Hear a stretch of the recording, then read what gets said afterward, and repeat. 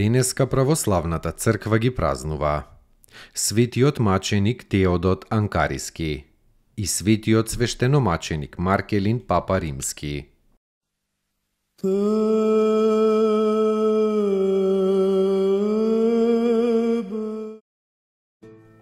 Светиот маченик Теодот Анкариски. Теодот бил оженет и бил гостилничар во Анкара за време на царот Диоклецијан. Иако бил оженет, живеел според словото апостолско. Времето натаму е кратко, да оние што имаат жена да бидат како да ја немаат. А гостилницата ја држел за да може несомнително што подобро да им помага на христијаните. Неговата гостилница им била прибежиште на гонетите верни. Теодот тајно им испраќал помош на разбеганите христијани по планините и тајно ги собирал телата на загинатите и ги погребувал. Во тоа време биле изведени на суд и мачени за Христа 7 девојки. Биле мачени, исмевани и најпосле потопени во езерото. Една од нив, светата Текуса, му се јавила на сон на Теодот и му рекла да ги извади нивните тела од езерото и да ги погребе. По темната ноќ Теодот отишол со еден другар да ја исполни волјата на маченичката и воден од ангел Божи успеал да ги најде сите 7 тела и да ги погребе. Но тој другар го издал на судијата и судијата го ставил на тешки маки. Сите маки Теодот ги трпел како да бил во туѓо тело, имајќи го целиот свој ум задлабочен во Господа.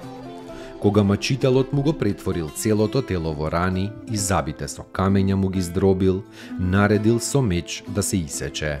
Кога бил изведен на губилиштето, мнозина христијани плачеле по него, а светиот Теодот им говорел: „Не плачете, браќа, по мене, туку прославете го нашиот Господ Исуса Христа, кој ми помогна да го завршам подвигот и душманот да го победам."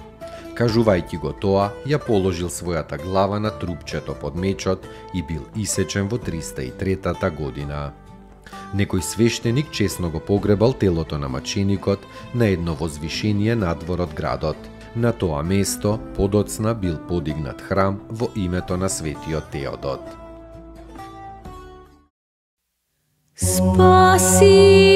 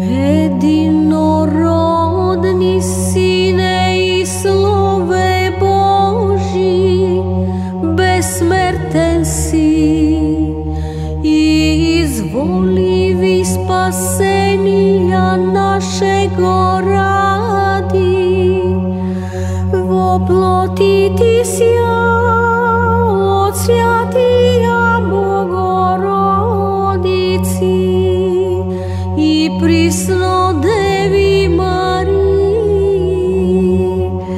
nepreložno vo čeloveči visja, raspnisjaže Hriste Bože, smrtiju smrt popravi, edin si Svятия Trojici, sproslavljajem i Otcu i Svjatomu Duhu, spasi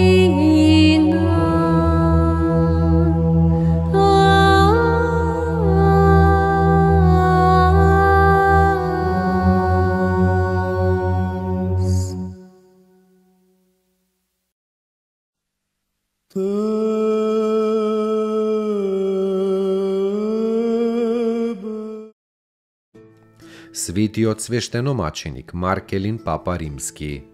Маркелин му бил претходник на римскиот престол на папата Маркел.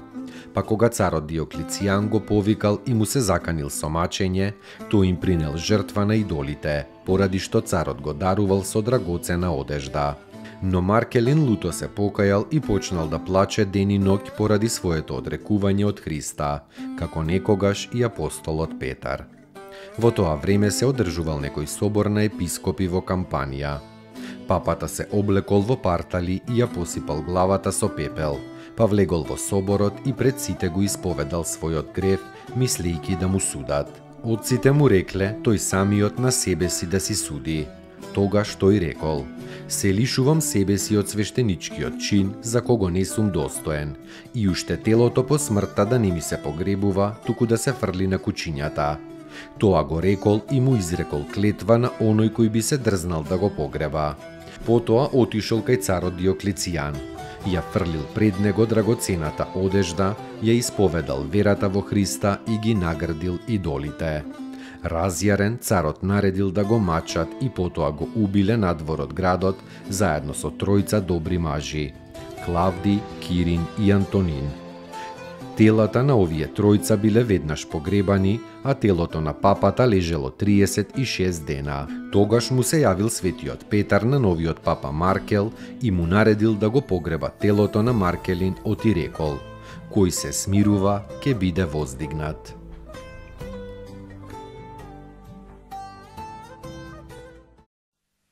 Te